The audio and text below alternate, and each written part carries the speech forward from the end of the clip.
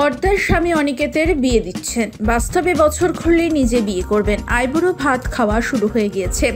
সেখানে এক অভিনব ঘটনা। একদল ভক্ত ধারাবাহিক কোন গোপনে মন ভেসেছে সেটে এসে ধুমধাম করে আইবুড়ো ভাত খাইয়ে গেলেন নায়িকা শ্বেতা ভট্টাচার্যকে। অভিনেত্রী নিজেও ভাবতে পারেননি তাকে ঘিরে ভক্তদের উন্মাদনা এই জায়গায় পৌঁছবে। আইবুড়ো ভাত খেয়ে তিনি যতটা খুশি ততটা বিহ্বল। রজনীগন্ধার মালা, ধান, দুর্বা, চন্দন, প্রদীপ থেকে নবরত্ন পোলাও, ওরা কিছুই বাদ দেয়নি। শ্বেতার সাথে যোগাযোগ করা হলে বোঝা যায় তিনি বেশ উচ্ছ্বসিত। থালা বাটিতে থরে থরে সাজানো সাদা ভাত, 5 রকম ভাজা, মাছ, মাংস, ডিম, পায়েস, দই, মিষ্টি। আবার কি সুন্দর শাড়ি উপহার দিয়েছেন তারা। তবে এটুকুই নয়, শ্বেতার জন্য তার থেকেও বড় চমক অপেক্ষা করছিল। এক জোড়া সোনার পলা বাঁধানো উপহার পেয়েছেন তিনি।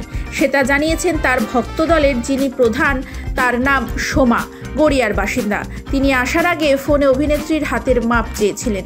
তখন শ্বেতা বুঝতে পারেননি কি ঘটতে চলেছে। নির্দিষ্ট দিনেই এলাহি আয়োজন। ওরা এত বড় ব্যাগে সব কিছু গুছিয়ে এনেছিল। আয়োজনে কোনো ত্রুটি রাখেনি। অনেকে আদর করে বোন সম্বোধন করেন। সেই ডাকের মর্যাদা যে এইভাবে রাখা হবে স্বপ্নেও কল্পনা করেননি অভিনেত্রী। তার মতে জন্মদিনে ভক্তদের থেকে প্রচুর উপহার পান। আইবুড়ো ভাতে সোনার গয়না উপহার পেলেন। আনন্দে সেদিন চোখে জল এসে গিয়েছিল তার। তাহলে কি নিমন্ত্রিতের সংখ্যা আরও বাড়ল?